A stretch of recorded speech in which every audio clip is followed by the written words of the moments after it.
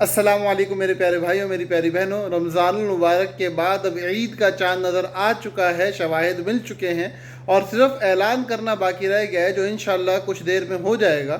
تو کل انشاءاللہ پورے پاکستان کے اندر عید منائی جائے گی اور یہ 29 روزے ہوئے ہیں اور اس کے بعد السلام علیکم ورحمۃ اللہ وبرکاتہ میرے پیارے بھائیوں، میری پیاری بہنوں۔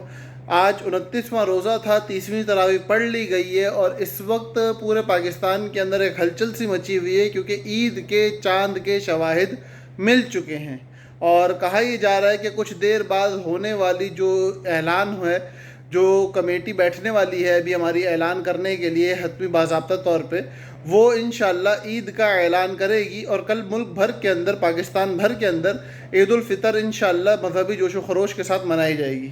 اللہ پاک یہ عید ہم سب کے لیے مبارک کرے۔ اب پیغام اتنا ہے کہ آج کی رات کو ضائع نہ کریں، آج کی رات کو بھرپور عبادات میں لگائیں۔ رمضان میں جو دعائیں مانگنی رہ گئی ہیں، جو خواہشات، جو حاجات دل کے اندر باقی ہیں، ان سب کو اللہ کے آگے پیش کر دیں۔ بہت مختصر وقت باقی رہ گیا ہے، یہ لیلۃ الجائزہ ہے، انعام کی رات ہے، اللہ سے بھرپور انعامات لینے والے بن جائیں۔